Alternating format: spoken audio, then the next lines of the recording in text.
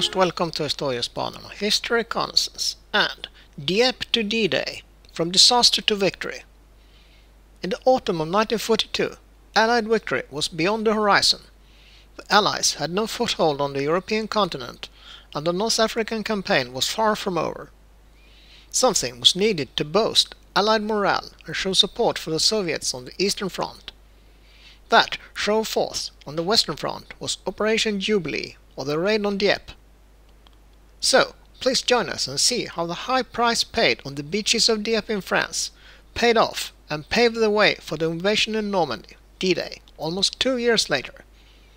With footage from the devastation on the beaches of Dieppe, of the Allies developing specialized armored vehicles adapted to overcome beached obstacles, and of the Germans trying to improve and reinforce their defenses, waiting for the storm to come. And please, like, share and subscribe. It means a lot to us.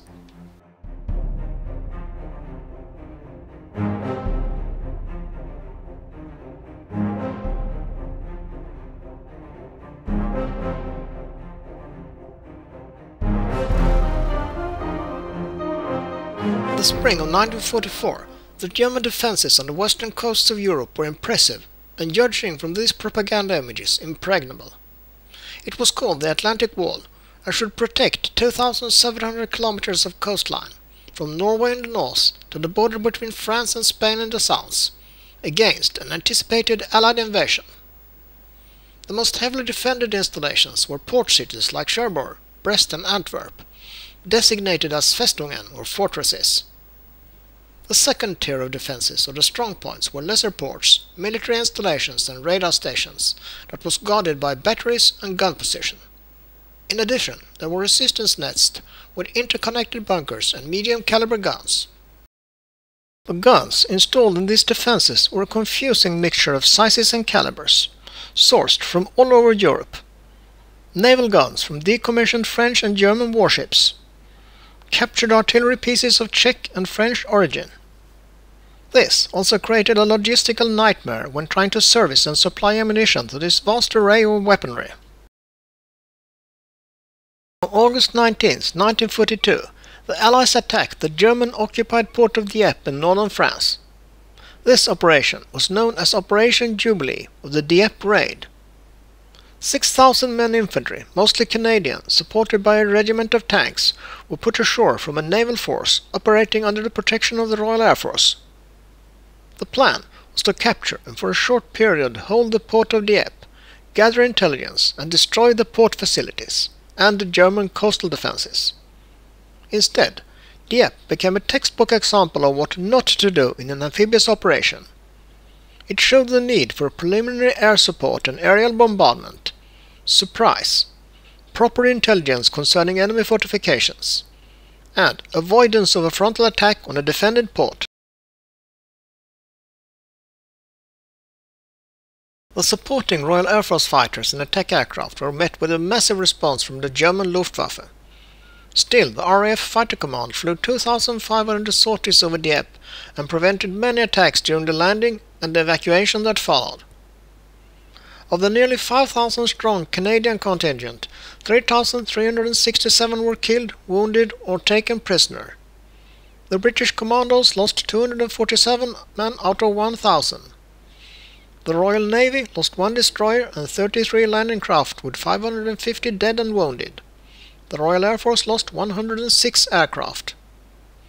The Germans had 591 killed and wounded, 48 aircraft and 1 patrol boat lost. Armored support for the raid was 58 Churchill tanks, their first use in combat. The tanks arrived later than planned to the beach, and only 29 were landed. 2 sank in deep water, and 12 more bogged down in the soft shingle beach. Only 15 of the tanks managed to come across to the seawall, and then they were stopped by a series of tank obstacles that prevented their entry into the town, forcing them to return to the beach. There, they provided fire support for the now retreating infantry. None of the tanks managed to return to England, and all of the crews were either killed or captured.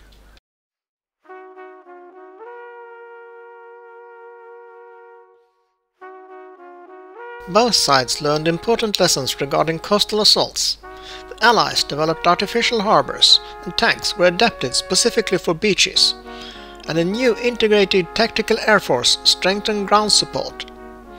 And capturing a major port at the outset was no longer seen as a priority. Churchill and Mountbatten both claimed that these lessons had outweighed the high price paid at Dieppe. The Germans also believed that Dieppe was a learning experience and made a considerable effort to improve the way they defended the occupied coastlines of Europe.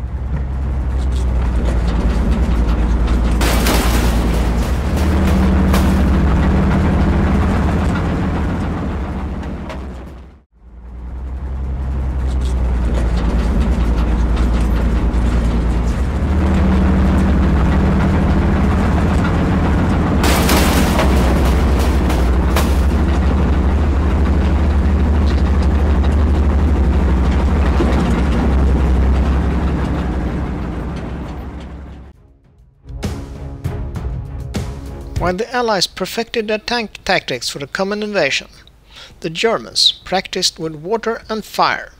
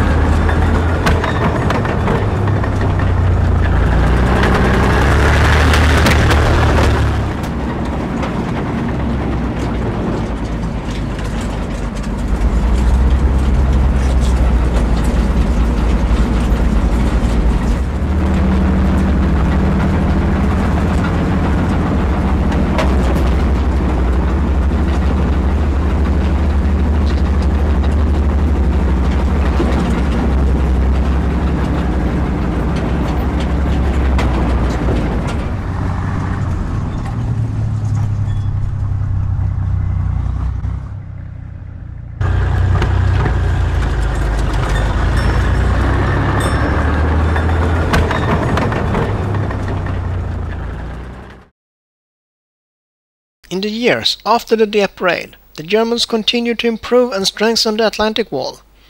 In 1944, under the command of Field Marshal Erwin Rommel.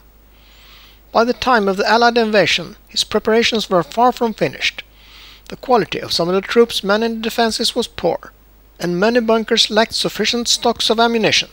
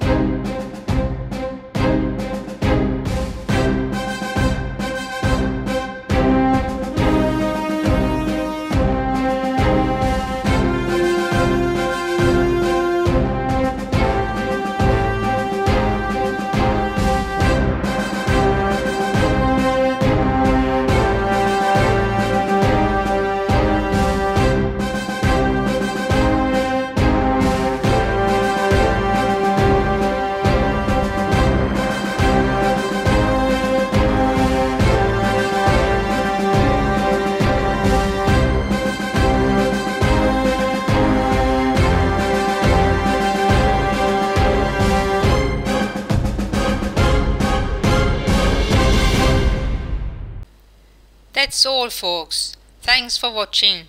Please like and subscribe.